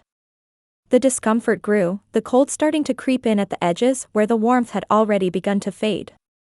He wriggled, his arms flailing helplessly in an instinctual panic he couldn't suppress. He didn't want to cry. He didn't. But his lip trembled, and before he could stop it, a high, quivering wail slipped past his lips. Then another. And another. Tears welled in his eyes, rolling down the sides of his cheeks as his body betrayed him again and again. His voice cracked into the quiet room, a sharp, helpless cry that filled the space with the sound of someone too small to fix anything. He needed her. He didn't care if it made him pathetic. He didn't care if he looked ridiculous in pink pajamas with ruffles around the ankles. He just wanted Tessa. Please, his mind screamed through the sobs. Please come pick me up. I'm wet. I'm cold. I'm not okay. The crying grew louder. The shame faded behind the desperation. And in that moment, for the second time since this transformation began, Mark stopped thinking like a man in a baby's body. He cried like a baby who needed his mother. Tessa awoke to the sound of crying, sharp, needy, and unmistakably Maddie's. She sat up quickly, heart-lurching, and was already moving before her thoughts had caught up. Her bare feet hit the soft carpet as she crossed to the crib in 3 quick steps. Maddie was writhing, her face flushed red, little fists waving in the air. The ruffles of her pink pajamas were bunched at her thighs, the diaper underneath clearly soaked and sagging. Tessa's heart squeezed. "Oh, baby girl," she murmured, scooping her up with practiced gentleness. "You're soaked, huh? Poor thing." Maddie sobbed softly against her chest, already calming in her arms. Tessa pressed a kiss to her forehead, then carried her to the changing table, cooing quietly the whole way. She unzipped the damp onesie, her nose wrinkling slightly at the smell, nothing unbearable, just the raw reminder of babyhood's inescapable messes. Maddie whimpered as she cleaned her up, wiping carefully, changing her into a fresh diaper, and tossing the soiled one into the disposal chute. "There we go," she said softly. "Back to dry and cozy." Then she reached for something she had set out the night before. A little red dress, crisp and frilly, with lace around the collar and sleeves and a matching ruffle-lined hem. It was the kind of dress that looked like it belonged in a storybook, formal, girlish, undeniably adorable. Tessa smiled as she held it up. "Oh, you are going to be so cute in this." She caught the flicker in Maddie's eyes as she lowered the dress toward her, a twitch, a subtle widening, almost like protest. "You know, don't you?" she thought. "You understand what this means." For a brief second, she imagined Mark, actual Mark, trapped inside that little body, watching as a red, lacy dress came down over his head. Tessa almost giggled. "I know," she whispered, more to herself than to the baby. "First dress. Big moment, huh?" Maddie wriggled, clearly not thrilled, but too small and helpless to do more than squirm and let out a soft, muffled sound of protest. The dress slid over her arms and chest, the skirt puffing gently over her diaper. Tessa adjusted the bow at the back, fluffed the sleeves, and held her out to look. "You are precious," she said, eyes softening. "Absolutely precious." Then she kissed Maddie's nose and added, "And guess what? We're going out today." Maddie blinked up at her, a soft frown settling into her face. "Just a little shopping," Tessa continued, adjusting a tiny pair of frilly socks and soft red booties. "I want to look at some things for your sister, and maybe 1 or 2 new outfits for you."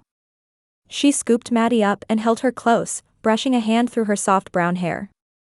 "You're part of this family now," she whispered. "Might as well look the part." As she turned to gather the diaper bag, Maddie let out a quiet whine. But Tessa just smiled. "We'll keep it simple," she said. "Just mother and daughter. A normal day." Almost. He hated it. Every ruffle. Every puffed sleeve. Every embroidered flower that mocked him from the lacy hemline. The red dress swished and flared around his chubby legs like something out of a Victorian doll museum, and he hated it. Mark squirmed in Tessa's arms, his little fists clenched as she cooed over him like a pageant queen showing off her prize-winning child. His legs kicked, not hard enough to do anything meaningful, but enough to make his displeasure very clear. She didn't seem to care. In fact, she smiled like his tiny tantrum was adorable. "Oh, someone's cranky," she said with mock sympathy, adjusting the frilly collar around his neck. "Is it the dress? You'll get used to it." Get used to it? Mark's cheeks burned. The dress itched. The diaper was snug under the red bloomers she'd added. The soft little socks with bows at the ankle were humiliatingly dainty. This wasn't empathy training anymore. This was punishment. Tessa kissed his cheek. We'll be out just a couple of hours. Then back home for a nap, I promise.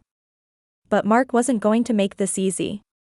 You want to parade me around like a baby girl in a red tutu? Fine, he thought. Let's see how fun your little outing is when your precious Maddie throws a few wrenches into the stroller. He wiggled again, just enough to make her readjust her grip. She barely noticed. But Mark was already planning. He couldn't talk. Couldn't stand. But he could cry. He could fuss. He could flail and scream and throw every baby-level tantrum in the book if it meant cutting this dress-wrapped shopping spree short. Let's go, Tessa, he thought darkly. Let's see who's really in charge here. His fists curled tighter. Operation Ruin Mommy's Day had begun. Mark's rebellion had barely begun, and already he was learning just how little he could actually do. His body, wrapped in soft ruffles and red cotton, refused to cooperate. His fingers couldn't grip. His head wobbled if he tried to lift it too fast. And even his flailing limbs moved more like a startled kitten than the angry, defiant man he still believed himself to be. He couldn't even spit properly. But the frustration only fueled him. As Tessa gathered the diaper bag and swiped through the interface panel to request a rideshare from the Baby Prep Plus lobby, Mark began his tests. First, he let out a short, sharp grunt, something in between a protest and a warning. Tessa didn't blink. Then he squirmed, wriggling his legs and twisting his torso. It made her adjust her hold slightly, but she only giggled and patted his diapered bottom. Like he was being cute. He sucked in air for a cry, loud, long, and theatrical. But Tessa bounced him gently, whispering, "Oh, someone's dramatic today." Useless. Everything he tried made her more maternal, not less. By the time they reached the lobby, Mark had exhausted himself trying to kick off one of his baby booties. He got it halfway, and it promptly rolled back on when Tessa shifted him. Then came the worst part. The car seat. The autonomous car pulled up to the curb, the doors lifting in a smooth arc as soft music played from the speakers. Tessa slid into the back seat, humming quietly as she reached for the padded car seat secured beside her. Mark saw it, plush, pastel, covered in cartoon animals, and knew exactly what was coming. "Tessa, don't you dare." She did. She lowered him in, her hands expertly maneuvering his frilly little legs into position. The car seat's smart straps automatically tightened with a gentle click, pressing softly against his chest and over his diaper-padded waist. He couldn't move. He couldn't do anything. The soft padded headrest cradled him like a pedal, and a gentle jingle played from the seat's speakers as the restraint system confirmed, "Passenger secure. Infant comfort level optimal." Mark felt his face flush. There was no escape. He was strapped down, dressed like a doll, and completely at the mercy of the woman he used to call his equal. And Tessa? She just smiled. "You're such a good girl," she said, brushing a bit of drool from his chin with her thumb. "We'll be there soon."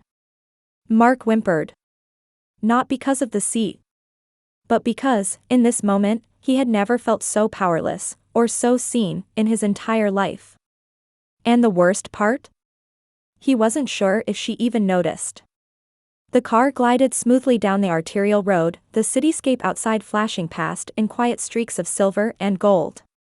Inside, everything was calm, climate-controlled, softly lit, and playing gentle music from a parenting playlist Tessa didn't remember starting.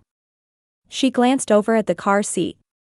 Maddie sat secure in her little cocoon of padding and cartoon animals, arms twitching under the puffy sleeves of her red dress, her head wobbling slightly every time the car turned. Her wide eyes were locked on Tessa, tracking her every move like a suspicious kitten. "You look like you're plotting something," Tessa said with a half-smile. Maddie gave her a soft grunt. Tessa couldn't help but chuckle. "All right, Miss Grumpy Ruffles. Let's try a snack." From the diaper bag, she pulled out a squeeze pouch labeled Stage 1, apple quinoa puree, nutritionally dense, easy to digest, and fortified with all the synthetic enzymes and supplements a growing baby, or regressed husband, might need. She twisted the cap off and leaned closer. Let's see if this princess eats like a lady. Maddie's face contorted the moment the pouch tip touched her lips. Her nose wrinkled, her brows knit in what could only be described as pure, insulted disgust. But to her credit, or maybe to her hunger, she didn't spit it out. She just ate. Slowly. Miserably. Each small gulp came with a grimace, her eyes never leaving Tessa's face as if to say, "This is the most degrading thing you've done to me so far." Tessa giggled. "Oh my God, your face. You look like I just fed you warm soap." Another squirt. Another tiny, grudging swallow. Tessa wiped a bit of puree from Maddie's chin with a baby wipe and gently brushed her cheek. "You know, I never thought I'd see the day you'd let me spoon-feed you quinoa." Maddie groaned in protest, cheeks puffing slightly. Tessa leaned back, smiling, and tossed the empty pouch back into the diaper bag. "You're doing better than you think," she said softly. "And don't worry. No one's judging." She paused. "Well, except maybe me. But only a little." As the car turned into the shopping plaza's receiving bay, Tessa looked once more at the baby girl in the red dress, her husband, her experiment, her growing mystery. "How much of you is still in there, Mark?" she wondered. "And how much of you is becoming something else?" Whatever the answer, she was about to take Maddie out into the world. And she had no idea what that would reveal. Chapter 9 Shopping Mall. The car stopped. Mark felt the shift as the engine powered down, followed by the soft click of Tessa unbuckling her seatbelt. He braced himself for what he knew was coming, more handling, more baby talk, more helplessness. Sure enough, the smart harness on his car seat released with a gentle hiss, and a moment later, Tessa's hands were lifting him from his padded prison. He squirmed instinctively. "Relax," she whispered, cradling him. "This'll be over before you know it." She carried him around to the back of the car, where a sleek, red baby stroller was waiting, brand new, high-tech, and embarrassingly visible. With practiced ease, she lowered him into the cushioned seat and adjusted the safety bar across his belly. Mark looked down at himself. The red dress puffed outward over his lap, the lace trim dancing with every motion. His soft booties peeked out beneath the ruffled hem, and he could just make out the tops of his puffy diaper peeking beneath his bloomers. He looked ridiculous. And the worst part? He knew how he looked. The stroller rolled forward, its smooth wheels gliding effortlessly over the polished mall entryway floor. Bright lights, the smell of baked pretzels, and soft instrumental music welcomed them in. And then came the eyes. It started with a group of older women seated near the entrance cafe. "Oh, my goodness," one of them said, setting down her tea. "Look at her." Tessa smiled graciously. "She's a handful." "She's a doll," another cooed, leaning closer. "Look at those cheeks." "What's her name?" Tessa reached down and brushed a hand over his fine hair. "Maddie." Mark's stomach twisted. "Maddie," the woman echoed. "That's just precious." Then came the little girls. Two of them, maybe 6 or 7, skipping alongside their mother. They caught sight of the stroller and froze, eyes wide. "She looks like a princess baby," one of them squealed. "She looks like a dolly," said the other. Mark tried to hide his face, but the stroller's design forced him into a semi-sitting position, and the harness across his chest made squirming impossible. All he could do was sit there in his red frills and absorb every compliment, every coo, every adoring look. Tessa knelt beside him, adjusting his socks like she wasn't quietly enjoying every second of his torment. "You're a little celebrity already," she whispered with a wink. Mark groaned, a soft, pitiful baby sound, and dropped his gaze to his lap. He had never felt more humiliated in his life. And somehow, the day was just getting started.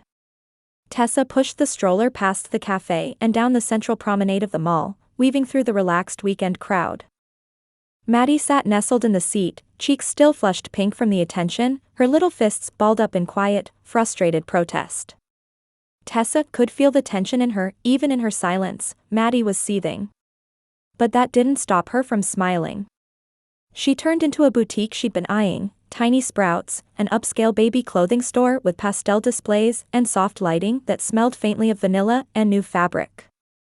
The racks were lined with tiny outfits or rompers, sundresses, bibs with embroidery, even miniature jackets with floral lining. Everything was soft, frilly, and hopelessly charming. "Welcome," a young shop assistant called from behind the register. "Oh my gosh, she is precious." Tessa smiled warmly. "Thank you."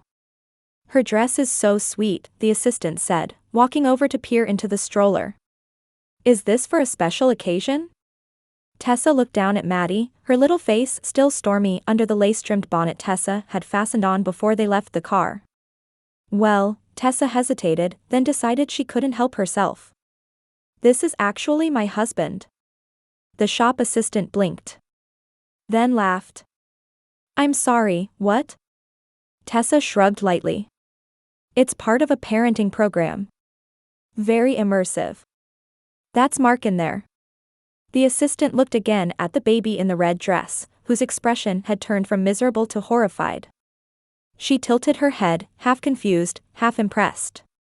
"That's, seriously? That's kind of amazing." "Yeah," Tessa said, brushing a hand gently across Maddie's ruffled sleeve. "It's been eye-opening. For both of us." The assistant giggled. "Well, he wears it well." "I know. He hates every second of it." Tessa glanced down at Maddie, her tiny face flushed, brows furrowed in that unmistakable Mark expression of embarrassment, and felt her grin falter just slightly. A few minutes ago, she'd laughed, brushing off the shopkeeper's compliment with a playful, "Oh, thanks, this is actually my husband." But now, watching Maddie squirm in her arms, cheeks pink and eyes watery, Tessa felt a twist of uncertainty curl in her chest. Had that been a mistake? It had felt cheeky at the time, funny, even. A harmless jab in the middle of a strange, surreal experience. But seeing the look on Maddie's face now, so clearly humiliated in his tiny body and frilly dress, she wondered if she'd crossed a line. He can't speak for himself, she thought, guilt bubbling beneath the surface. He couldn't even defend himself if he wanted to. And suddenly, the joke didn't feel quite so funny anymore. Tessa sighed and brushed a hand over Maddie's soft curls. "I'm sorry," she whispered, barely audible. "Maybe I shouldn't have said that." She turned toward a display rack filled with seasonal dresses, soft yellows, robin's egg blues, delicate greens with tiny tulip appliques, and reached for a pale lavender one with lace around the hem. "Think he'd prefer this?" she mused aloud. Maddie whimpered.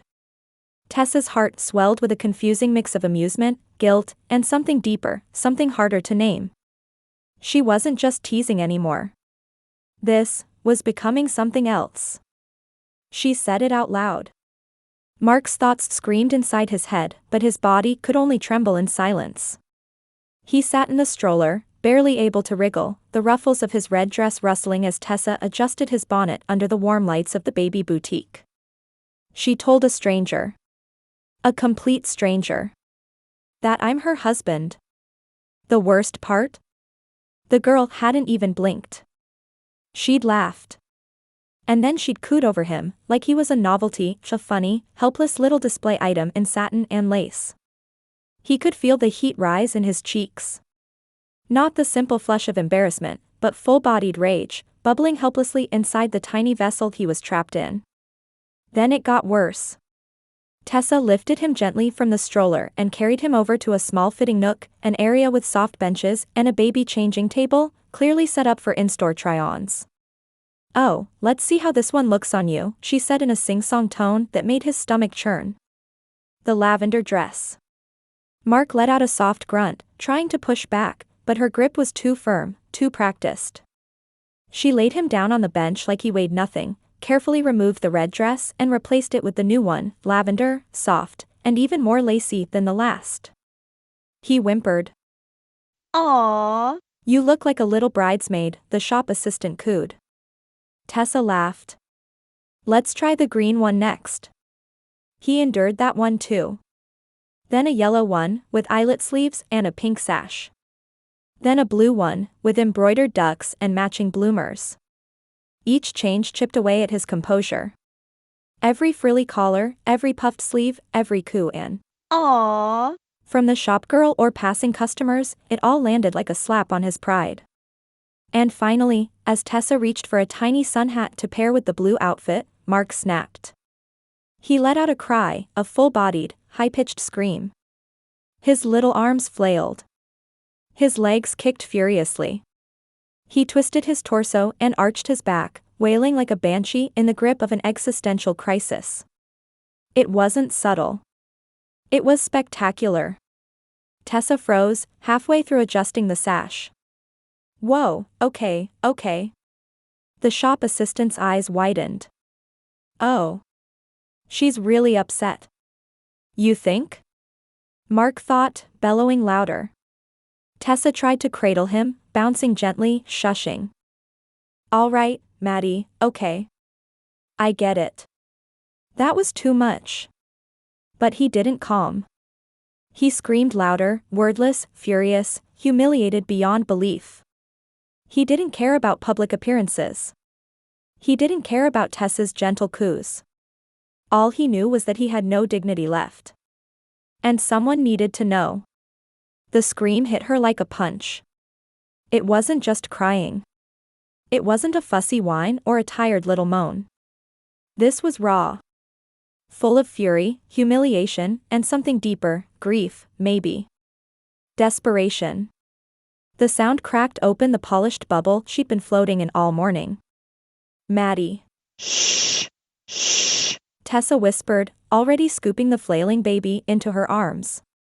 Her little limbs kicked with surprising force, and her face was red, streaked with fresh tears. The once delicate lavender dress now looked wrinkled and tragic, like it too was rejecting the performance. Tessa didn't try to change her. She didn't apologize to the clerk. She just held her. It took her a moment to realize she'd started rocking without thinking, slow, instinctual movements, side to side, the way she'd imagined doing when her real daughter arrived. Maddie's fists beat lightly against her chest, but already the sobs were starting to slow. I'm sorry, Tessa whispered. I got carried away. She sat down on the bench with Maddie tucked against her shoulder, ignoring the dress, the ruffles, the awkward angle. None of that mattered. You didn't sign up for a fashion show, she said softly. You signed up to learn how to be a father. The tiny body in her arms trembled.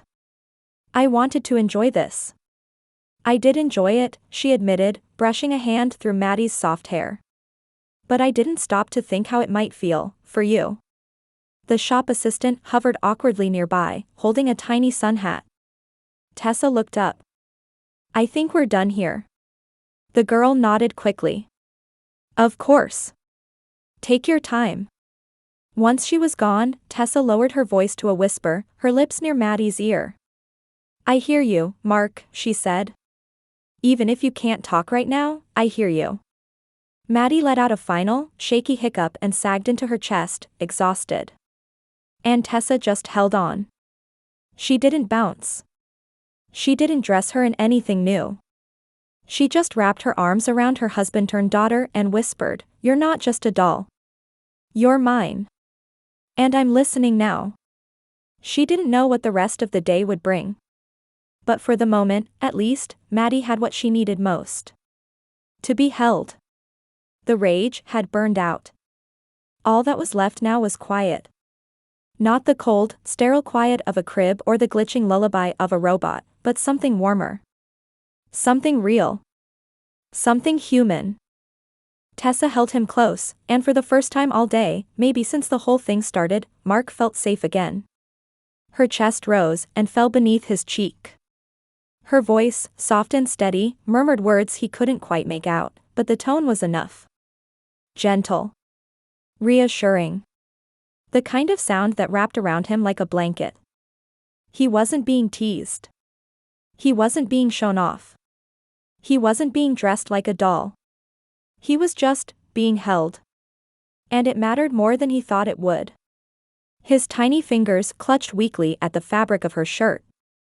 He wasn't even aware he was doing it, his instincts just needed to hold on to something. The worst of the sobs had passed.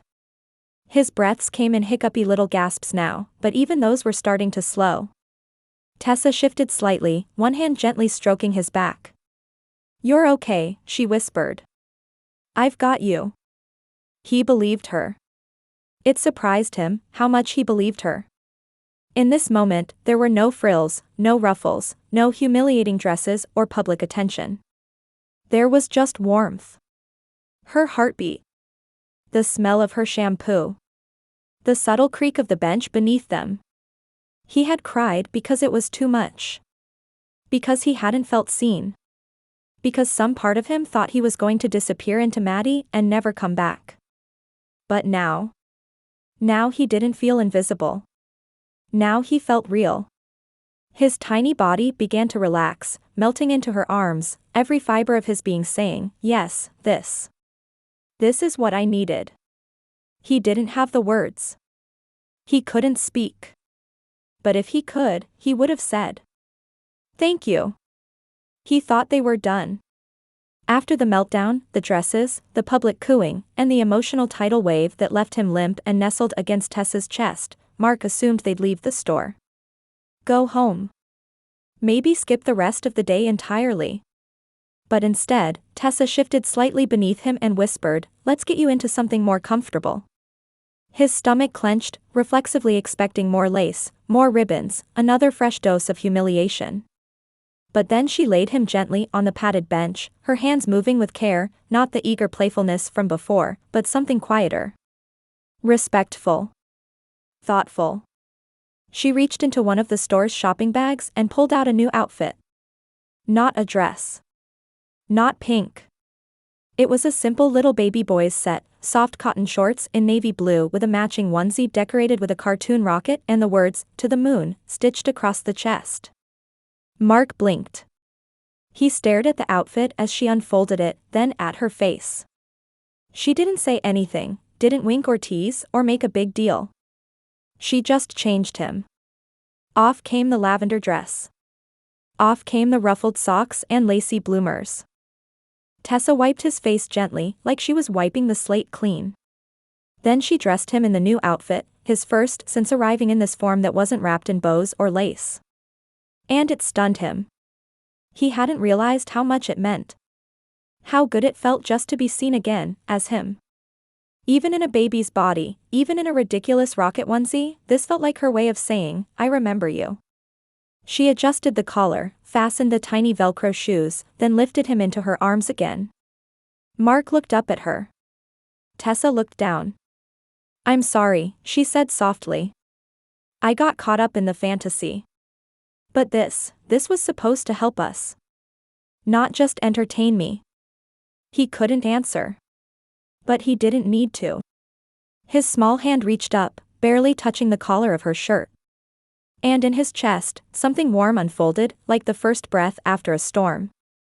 "She still sees me." The car hummed along the smooth city lanes, its engine nearly silent beneath the whisper of air conditioning. Afternoon sunlight filtered through the tinted windows, casting a soft glow across the back seat where Mark, was slumped gently in his car seat. Fast asleep. Tessa glanced at him in the rearview mirror. His little chest rose and fell in slow, even breaths. His head was tilted to one side, nestled into the padding of the rocket print onesie she'd dressed him in. One small hand had slipped free of the seat's blanket and rested near his mouth, thumb twitching like he might start sucking it in his sleep. The difference was staggering. Just an hour ago, he had been screaming, fighting, flailing, full of fury and frustration. Now, he looked peaceful. Tessa tightened her grip on the armrest as a tangle of thoughts drifted in. What must this be like for you, Mark? He was still in there. She'd seen it, clear as day in his eyes, his cries, even the way he looked at her when she dressed him in the boy's clothes. He hadn't said a word since the transformation, but she knew. She could feel his presence in every tiny movement. To be reduced to this, to be held, carried, dressed, fed, changed. Tessa couldn't imagine the loss of control. The constant helplessness. How exhausting it must be to feel everything so deeply and not be able to say a word. To be misunderstood. To be laughed at. Even by her. Her chest tightened. She hadn't meant to treat him like a toy. But part of her had gotten swept up in it, the sweetness, the attention, the novelty of holding a baby who looked at her like she was the center of their world. A baby that felt like hers. And it had felt good. Dangerously good. But then another thought crept in, quiet and sharp. Did I make the right decision, making him a girl? Her hand rested on her belly, and she felt a flutter in response. Her daughter. So close now. So real. She had told herself it would help him understand, give him empathy, a sense of their daughter's experience. But was it fair? Was it necessary? Maybe. Maybe not. All she knew was that watching him now, small, vulnerable, wrapped in pink blankets and deeper silence, this wasn't just a transformation for him. It was one for her, too. Mark had stepped into vulnerability. And she had stepped into motherhood. Not hypothetically. Not in preparation. Now. She watched as the auto cab approached the Baby Prep Plus Center, its sleek white exterior catching the mid-afternoon sun. As the car pulled into the underground entrance, she looked again at the mirror. He stirred slightly, his lips twitching in his sleep. Still dreaming. Still small. Still hers, if only for a little longer. And Tessa wasn't sure if she was ready for it to end. The suite welcomed them back with the familiar hush of soft air and filtered light.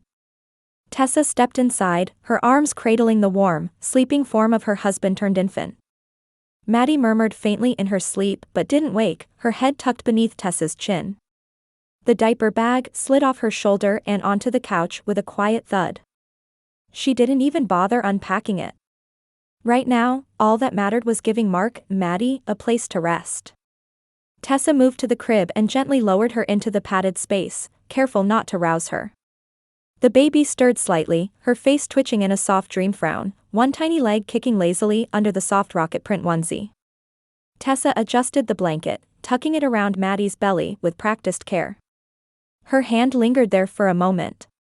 Even now, knowing who was in that body, knowing what she'd asked him to do, Tessa still felt something powerful tugging at her chest. A blend of guilt, pride, and something she wasn't sure she should name. Love? Not just the love she had for Mark. Something else. A kind of fierce, protective tenderness that had nothing to do with romance or shared bills or marriage. This was maternal. And it was deeper than she expected.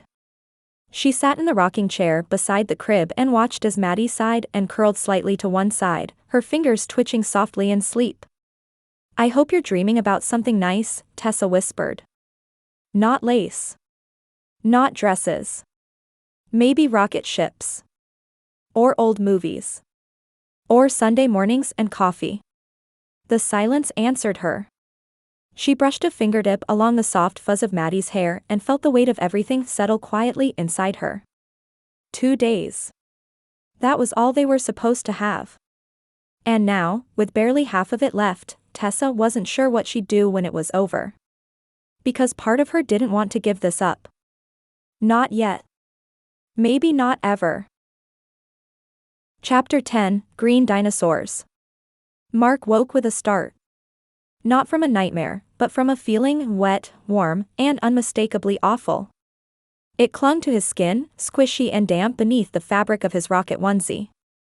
He blinked, disoriented by the soft glow of the nursery lights and the crib bars above him. Then came the smell. His breath caught. He'd had another accident. Tears welled instantly in his eyes, not just from the physical discomfort, but from the fresh wave of helpless humiliation that came with it. He couldn't stop it. He couldn't fix it. He couldn't even roll over without wobbling. He whimpered first, a high, shaky sound. Then he cried. Loud and sharp. Hot, wet tears rolled down his cheeks as he kicked weakly against the crib mattress. He wanted to scream, to shout, to yell for Tessa like a grown man, but all he could manage were infant sobs and gasps between cries. He didn't have to wait long. The door opened quietly, and she was there in seconds. "Oh, baby," Tessa said softly, already lifting him from the crib. "It's okay. I've got you." Mark buried his face in her shoulder, still crying, ashamed beyond words. She didn't tease. She didn't smile. She just held him close and rocked him gently, whispering soothing things as she walked to the changing table. "It happens, Maddie," she murmured. "This is just part of the deal, okay? No shame. Just a clean start." The change was quick but careful. Warm wipes, a soft towel, clean powder. The old diaper disappeared into the disposal unit with a hiss, and Mark found himself once again laid bare, exposed, tiny and vulnerable. Then she reached into the drawer beside the changing table and pulled out a new onesie. Green. Covered in little cartoon dinosaurs.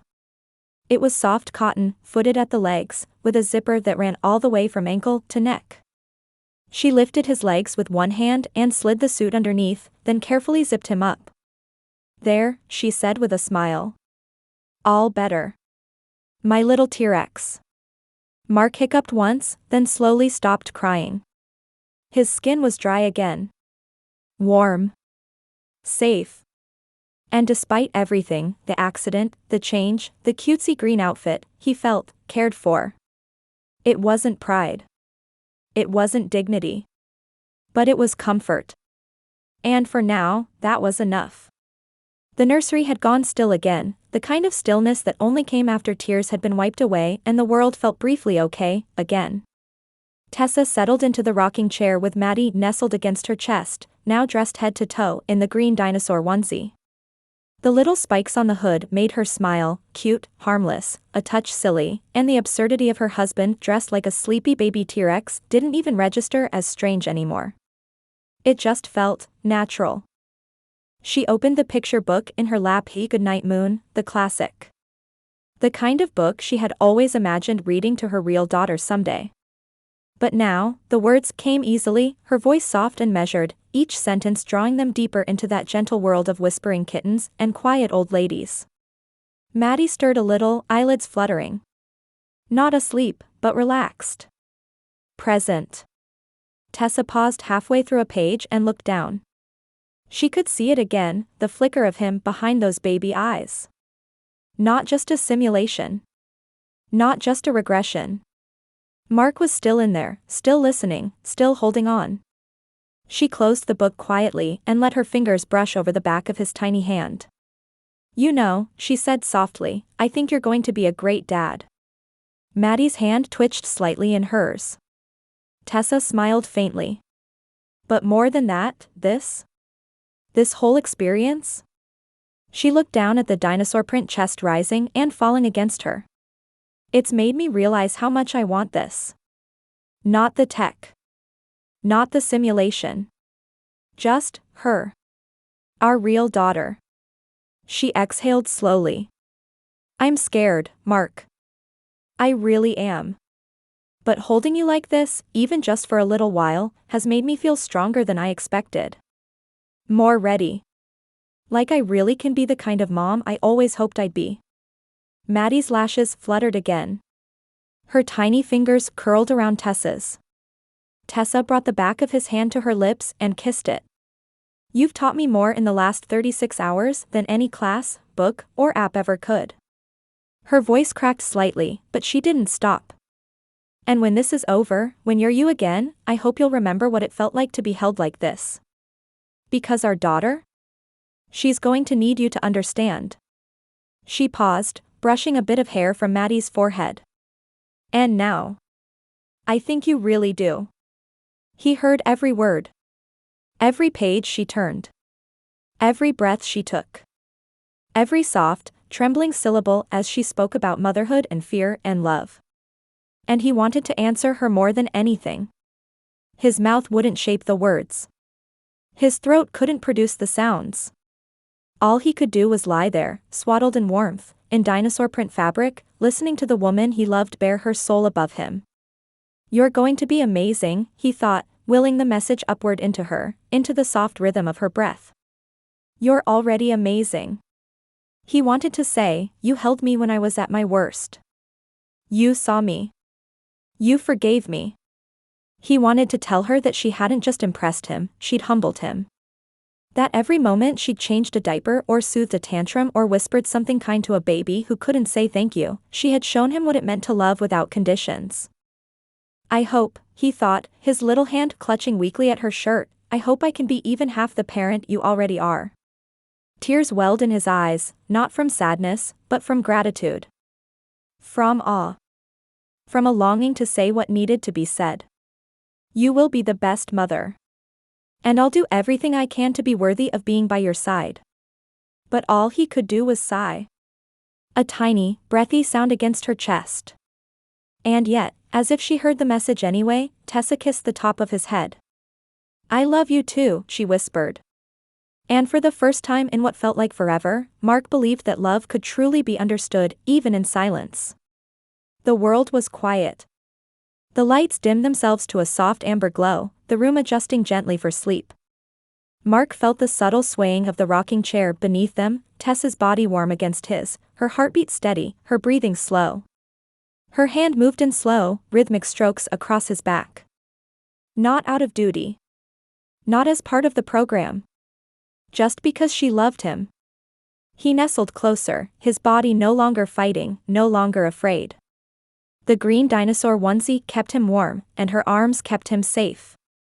For the first time in this strange, humbling journey, he felt something deeper than frustration or fear. He felt peace. Tessa let out a soft sigh, her fingers brushing his hair one last time. Sleep, my little Dino, she whispered. And he did. Wrapped in her arms, with no voice, no pride, no words to shape his thoughts, Mark fell asleep not as a husband, not even as a man, but as something more fragile.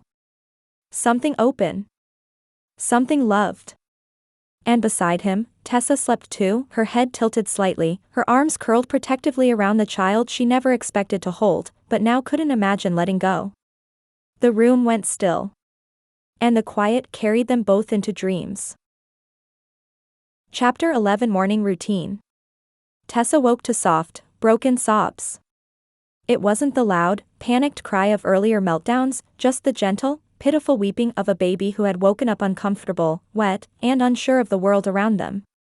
Her eyes fluttered open to see the dim nursery lighting had shifted into morning mode, cool, filtered sunlight spilled in through the windows, and the gentle chime of the center's programmed wake cycle had begun to play. She looked down. Maddie, Mark, was curled in her arms, his little fists rubbing at his eyes, face flushed with tears. Shh. Hey, Tessa whispered, tightening her arms around him. It's okay, sweetheart. I'm here. The crying quieted a little at her voice, but she could already tell what was wrong. The warmth through the green dinosaur onesie, the slightly wrinkled fabric, the fidgeting legs, all signs that another diaper change was long overdue. She stood, carefully shifting him into her arms and heading for the changing table with the easy rhythm of someone who had, now, done this more than a few times. It's all right, she said again as she laid him down. You just woke up a little soggy, huh? Mark let out a small, pitiful grunt in response. Tessa smiled gently as she unzipped the onesie and peeled it away from his damp diaper. She worked quickly, cleaning him up, her motions efficient but warm, no teasing, no smug remarks, just the patient hands of someone who understood that this was about care, not control. With a fresh diaper fastened and the green suit zipped back into place, she lifted him again and pressed a kiss to his forehead. There, she murmured. Back to feeling like a fierce little T-Rex again. He let out a soft breath, his cheek pressing against her collarbone. But she could still hear the faint fussiness in his throat, still hungry, still unsettled. She moved to the small kitchenette, pulled a bottle from the warmer, and eased them both down into the rocking chair. He didn't protest. Didn't even frown. Just opened his mouth instinctively as she guided the bottle to his lips. The moment the warm milk touched his tongue, he sighed, eyes closing, hands relaxing. Tessa rocked them slowly as he drank, watching the sunlight creep across the nursery floor.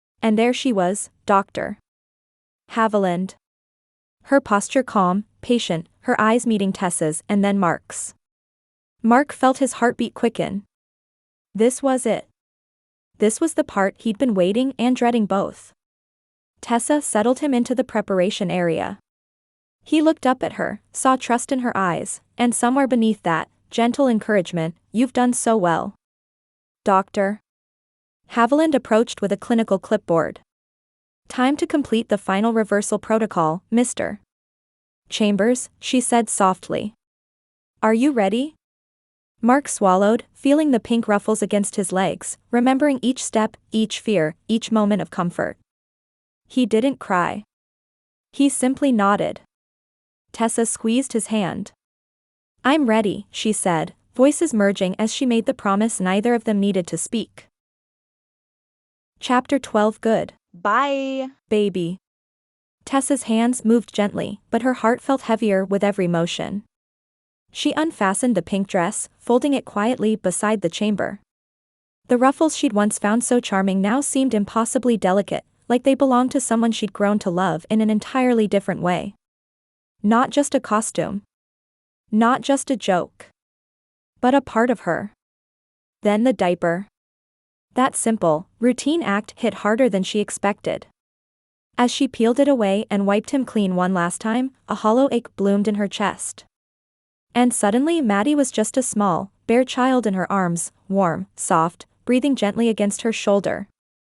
Still Mark. Still her husband. But not like this. Not for much longer. She kissed the top of Maddie's head. "I'll never forget this," she whispered. But as she pulled away, her arms hesitated. Her hands didn't want to let go. Her eyes drifted toward the interface panel beside the pod, the glowing screen where Dr. Haviland would initiate the reversal sequence. "It doesn't have to end yet," a quiet voice in her mind whispered. They still had an hour, maybe more. And all she had to do was ask. Dr. Haviland had said the procedure was adjustable. It could be paused. Extended. Even reconfigured. She looked down at Maddie's sleeping face. The soft, round cheeks. The long lashes. The peaceful, trusting stillness. Was she really ready to give this up? The tiny arms that clung to her shirt in the night. The way those baby eyes looked at her with absolute trust. The strange, unexpected joy she'd found in caring for someone who needed her completely. It felt pure. Tessa bit her lip. Her stomach fluttered, not with her daughter's kicks this time, but with indecision. Should I keep him like this? Just a little longer? Would it be so wrong? Mark hadn't said he wanted to stop. He couldn't say. And maybe, just maybe, this version of him had more to teach her. More to learn. All she had to do was turn to Dr. Haviland and say the words. But she didn't. Not yet. Instead, she looked back at the pod, her fingers brushing one final time across Maddie's soft skin, and let the moment stretch, longer than it needed to. Because she still wasn't sure if she was about to let go. Or ask to hold on. Dr. Haviland stood silently nearby, the chamber ready. The lights were soft, the room unnervingly quiet, like the world itself was holding its breath. Tessa hesitated a moment longer, Maddie cradled gently against her chest. The baby's head rested near her heart, and she could feel the steady rhythm of his breathing, the rise and fall of tiny ribs beneath her fingertips. She wasn't ready. She wanted to be. But her arms wouldn't move. Her fingers tightened just slightly, holding Maddie closer. She looked down at the sleeping baby, Mark, somewhere inside. Mark, who had given up everything for her. Who had stepped into this experience blind, and never once turned away from it. He had cried.